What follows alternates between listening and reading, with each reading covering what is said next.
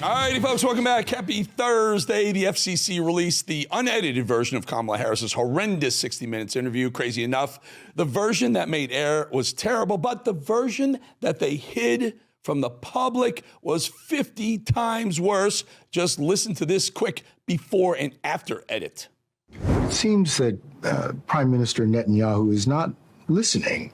Well, Bill, the work that we have done has resulted in a number of movements in that region by Israel that were very much prompted by or a result of many things, including our advocacy for what needs to happen in the region. But it seems that Prime Minister Netanyahu is not listening. We are not going to stop pursuing what is necessary for the United States to be clear about where we stand on the need for this war to end.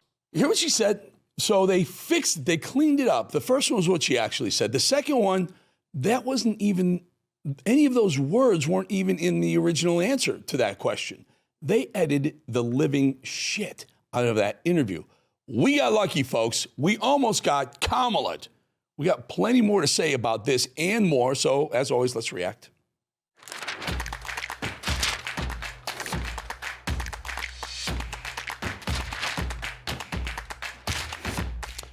I truly encourage anyone who gives a damn about honesty, truth, fact-based journalism to go and watch this full, unedited 60 Minutes interview with Kamala Harris. 60 Minutes shoved this hyper-edited bullshit crap down our throats, hoping to win an election based on total lies. They need to be canceled. I say this every show almost. You don't hate legacy media enough.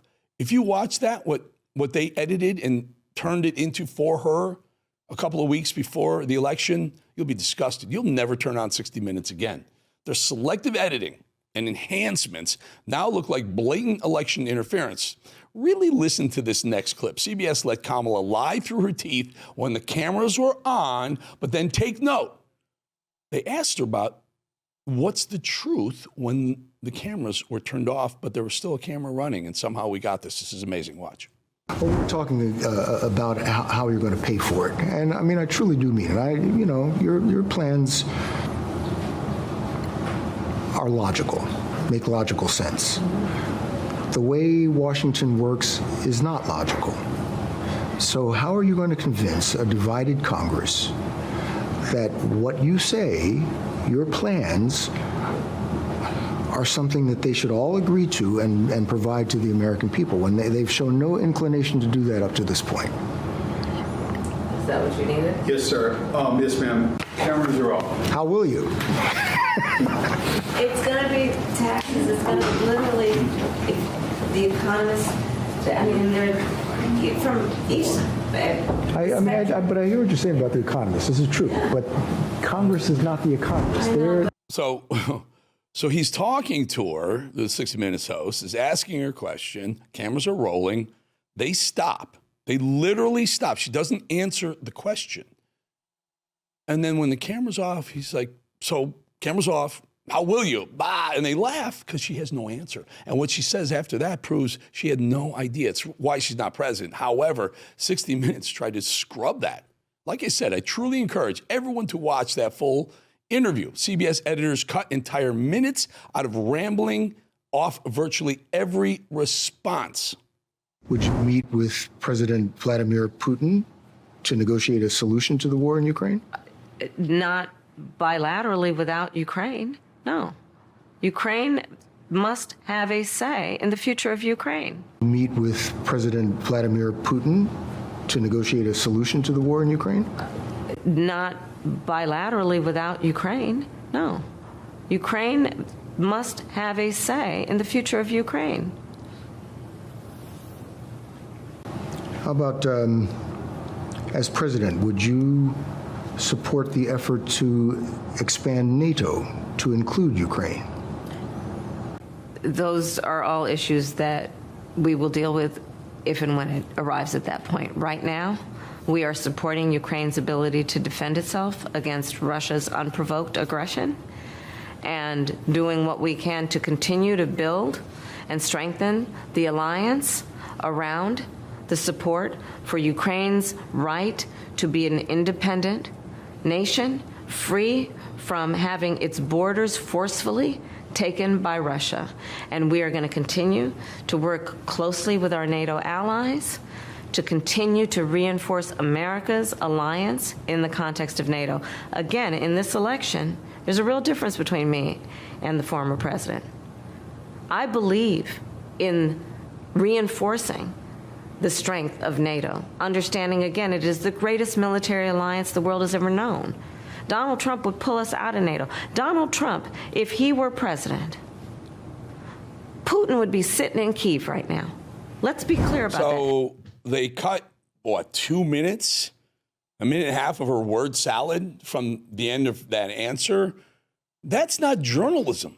That's propaganda. CBS was propagandizing for Kamala Harris. You don't hate legacy media enough. And by the way, all over the media today, they're talking about not just us, Hollywood Reporter, Variety, cover of Drudge. They're talking about how legacy media is on the death knell. They're on their way out. And it's because of that bullshit right there that they're doing it. That is exactly why. Because some asshole at 60 Minutes, CBS, said, don't wreck Kamala Harris's chances to beat Donald Trump from the top, from the boardroom, down to the executive producers, down to the producer, down to the freaking host who sat there like a schmuck and allowed them to cut the shit out of his article, out of his interview with her and make it something it wasn't. They should all be fired. They're disgusting. The place should go away. That guy, whoever he was, I don't even know his name. Turn in your freaking journalism card, dude. You suck. You suck. And by the way, thank God we dodged the Kamala bullet because Americans are currently getting exactly what we all voted for in Donald Trump. Here's Trump yesterday, keeping a major promise by kicking dudes out of women's sports. Then I'm going to give you some pens, okay? You ready? What a nice picture this is, huh, Governor? You ready? We'll do a good job. Wait, let me press that. I want to make this a really good signature because this is, this is a big one, right?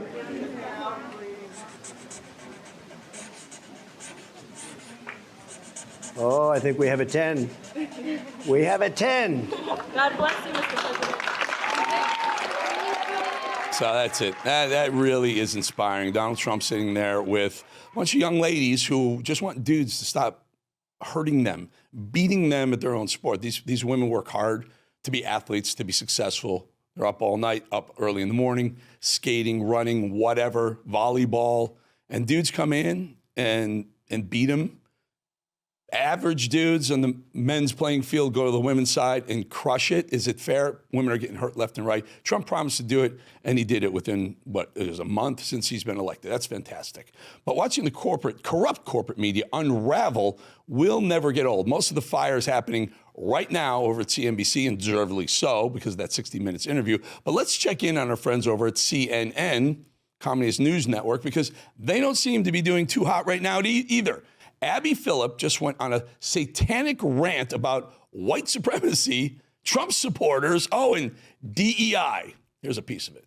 It's about making sure that there is white supremacy in this country. And if we're honest, we will say that. It is about making sure we will make sure that people who DEI is really all these code words. You used to use woke. I asked you to define what woke meant. You couldn't really define it for me. Tell me what it means again. Woke ideology is taking extreme views of American culture and trying to tear down America from the inside out and go outside of our cultural norms and invade every corporation, university, and other institutions. What is DEI? That's incorrect. Tell me that's incorrect. But what is DEI? Tell me again. Diversity, equity, and inclusion, and trying to guarantee outcomes instead of guarantee opportunity. Trump's cabinet looks like DEI. I was speaking, and I could just finish. Unreal. Trump is there to make sure we have more white supremacy, that knucklehead said. Unbelievable. At this point, I'm convinced that Joy Reid, her stupidity is contagious. How did this woman graduate Harvard anyway? Well, I have an idea. Listen to John Brennan talk about the importance of diversity at the CIA. Like, don't you want that diversity in CIA work? Is it really better to have just only white Christian males who love Trump? The CIA cannot do its work unless its workforce is diverse. It has that diversity that is so important for the CIA to operate worldwide, to be able to operate in Asia and Middle East and other places that have not just the linguistic and maybe ethnic sort of, association with various parts of the world or countries, but also have a cultural familiarity with what it is that they're doing overseas. So when I was CIA director, I really emphasized the importance of diversity, equity, and inclusion because, it just makes good business sense. Hey, Brennan, dumbass, did you also talk about how you lied to Congress? Do you remember that? Remember when you lied to Congress, John Brennan? Do you? And you still got a job working for CNN or MSNBC, one of those communist news networks? You lied as the director of the CIA, John Brennan. You lied to Congress. And by the way, hiring people who are minorities because they're the most qualified is not DEI. It's meritocracy. It's right. It's when you hire someone because of their skin color over someone who's more qualified. And when I say qualified, that could mean what you're talking about right there, Brennan. You need a minority to look like the people you're going to go spy on. I get it. Hire them. But don't hire someone just because you haven't filled a quota in Black, Asian, Hispanic, whatever, and we have these white people who are qualified, but we're going to put them aside because we still have to fill that quota, dumbass, both of you. Okay, folks, Goya, great friend of the show, great friend of mine. Bobby Nonway runs Goya. What a wonderful guy, what a wonderful man. Also, very pro-Trump. Just so you know, when you're in the grocery aisle and you see Goya versus the other ones, that guy's pro-Trump, and he's doing it. He's bringing it. In 2021, Goya launched Goya Cares, a global initiative to protect children and educate children on mental health. Goya Cares is providing schools and community centers with a preventative education curriculum and a free assembly that includes the viewing of the movie Goya Cares Press Pause. Press Pause is intended to raise awareness regarding mental health issues, abuse, and bullying among children, teens, and in our communities. Press Pause is an educational film following 15-year-old Sofia Rodriguez as she navigates adolescence, self-doubt, and an abusive relationship amid her parents' turbulent divorce set within the cultural context of her Hispanic family. The film explores her discomfort with unwanted attention from her uncle and the pressures of maintaining a facade of perfection in high school. It introduces the Press Pause campaign promoting kindness and advocacy, highlighted by Sofia leaving a note saying, "You matter," for a bullied peer. The film encourages open family communication about mental health and culminates in Sofia's transformative realization of her right to seek help through the power of empathy and small acts of kindness. Press Pause displays the importance of being proactive in supporting one's community and underscores the critical importance of self-advocacy. All righty, folks, Truth Bomb today. So this slow and steady death of cable news that I talked about at the top of the show. Look at this Hollywood Reporter headline: the final flicker of cable news as we know it, meaning it's about to die out. Cable news is dying a very rapid death. Thanks to a lot of reasons. Thanks to the exposure that we found out that they were lying for Kamala Harris leading up to that election. We also know that Donald Trump has pivoted to digital platforms. It worked. They call it the podcast presidency. Amazing. Well, that reporter's admitting the deep, dark truth, although it's probably not for all the wrong reasons, like the Netflix scheming, its foray into the news world somehow. I hope they don't get too far into that because they're all liberal. Netflix, Amazon Prime. Well, maybe not Amazon Prime anymore because Jeff Bezos is a new Republican, or a Trump supporter at least. But MSNBC, CNN, Fox News, Newsmax, they're all one in the same. Soulless cable news hacks, all have lost touch with America. And what's worse, all of them have also lied to the American people in the name of dollars and allegiances. You don't hate the mainstream media and the legacy propaganda media, the corporate media, enough, folks.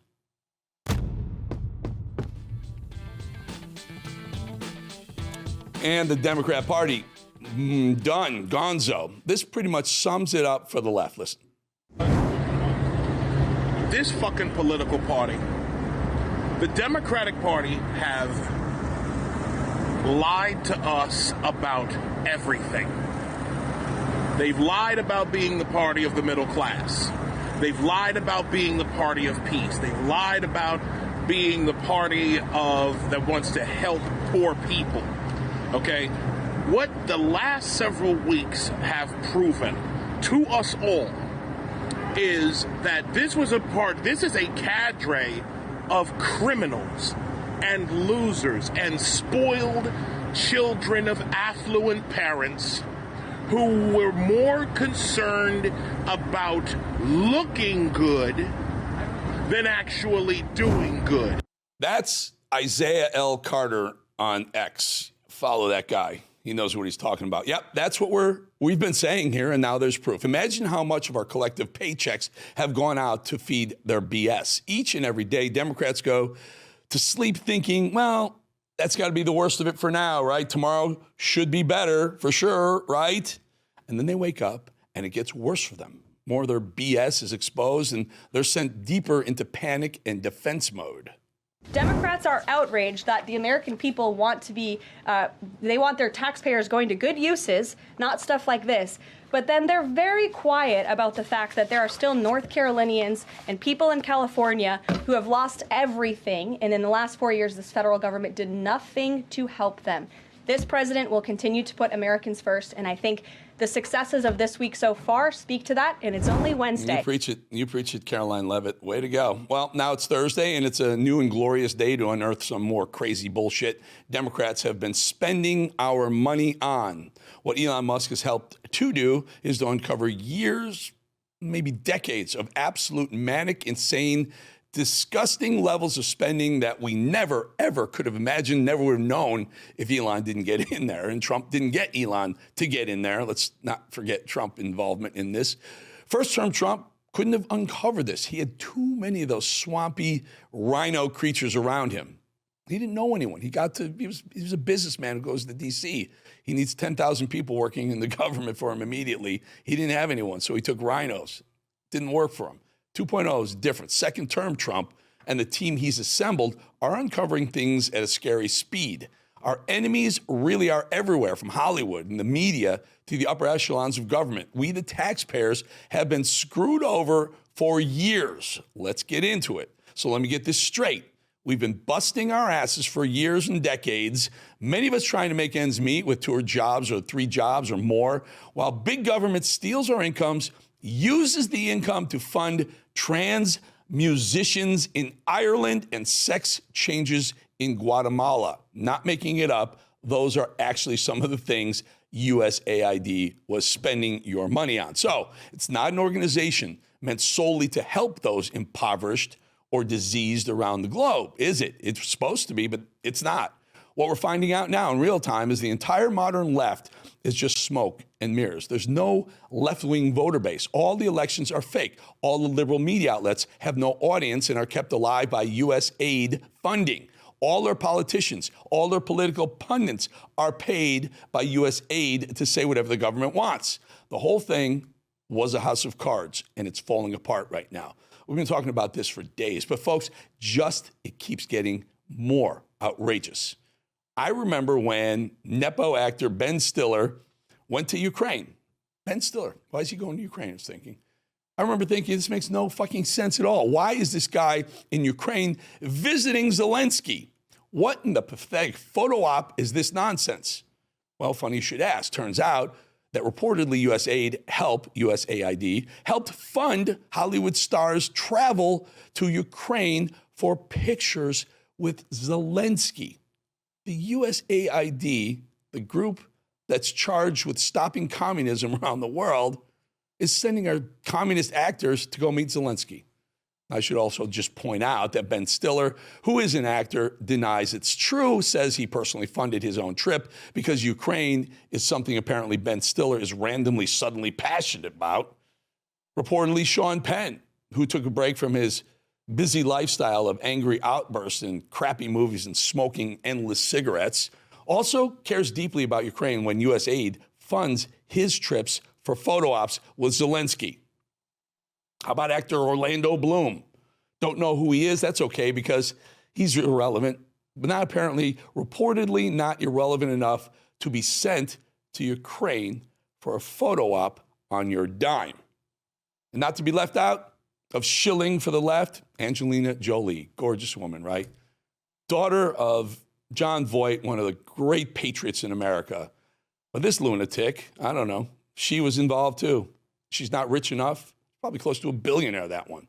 What's everyone calling this again? Russian propaganda? Listen, you lefty dumbasses, you can't blame everything on Russia. Russia collusion, Russia disinformation. Got anything else laying around in that Democrat bag of tricks? Because it's getting a bit old and tired. But wait, there's more. And it's just insane to think about it and take it all in. Reports are emerging now that USAID and the CIA have ties to President Trump's impeachment. Think about it. The government working against its own people, its agencies politicized in the deepest of deep state ways. And the World Economic Forum reportedly received $68 million from us. 68 million of your hard-earned money that we work hard, take a big chunk off our paycheck, send it to the government, and these assholes are sending it to the World Economic Forum, those rich fat cats in Davos and their multi-billionaire group. We're going to send them money because they need money? Klaus Schwab and his globalist gang of goons receiving millions, 68 million exact, from us, the taxpayer. You sick yet? There's more. USAID also reportedly funneled money to Black Lives Matter. They paid $27 million to the Tides Center, and the Tides Center is the group that was funneling money directly to Black Lives Matter. It was a holding group because people didn't always want to send money to Black Lives Matter.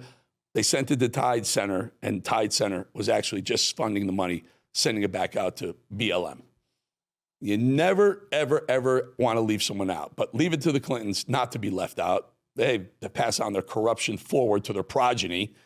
Bill, Hillary, and Chelsea also benefiting from the flagrant USAID spending spree.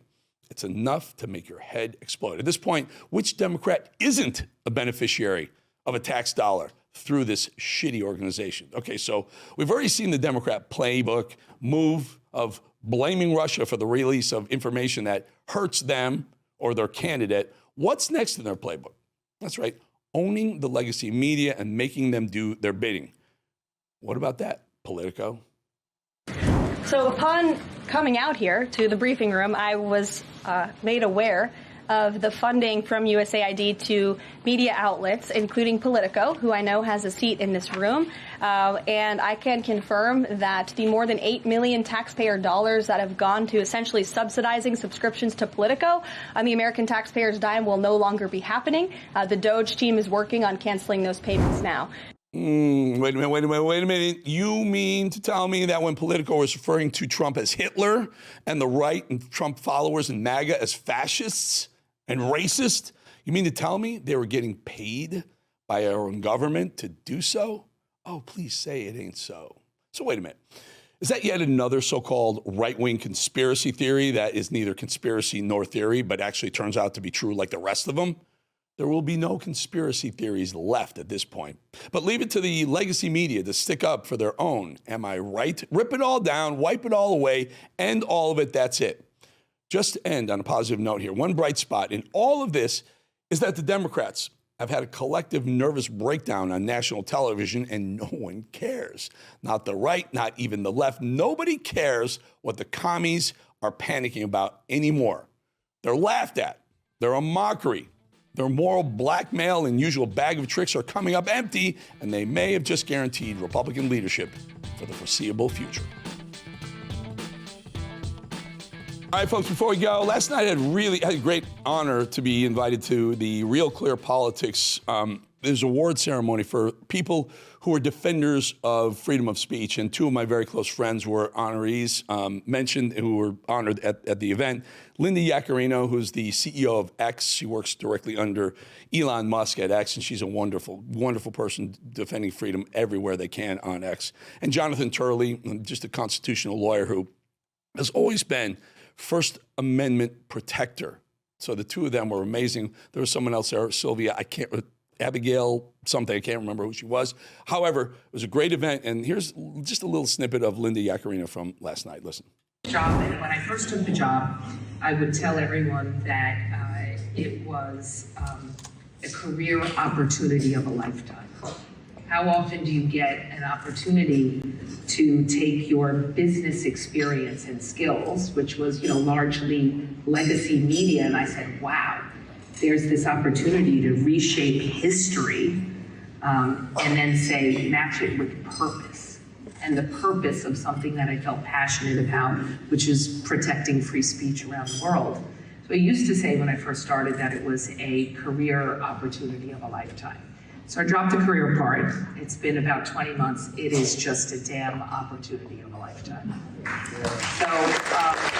So she's crushing it at X. She's doing a great job. She's here to stay, folks. All those naysayers that say Elon's going to get rid of her. She is an amazing trooper. Call her Wonder Woman for the cause of free speech. And Jonathan Turley, as always. Folks, that's it for us tonight. Tomorrow we have a special for you tomorrow, football special. Brett Favre is going to be here. And a guy named Brett Smith. Brett Smith was one of the guys who was an odds maker for FanDuel for a while. And now he works with the Seminole Indian casinos here, Hard Rock casinos here in the state of Florida. He used to make lines, betting lines, and now he's part of the whole casino atmosphere. Going to be all about football, all about betting tomorrow, folks. See you tomorrow.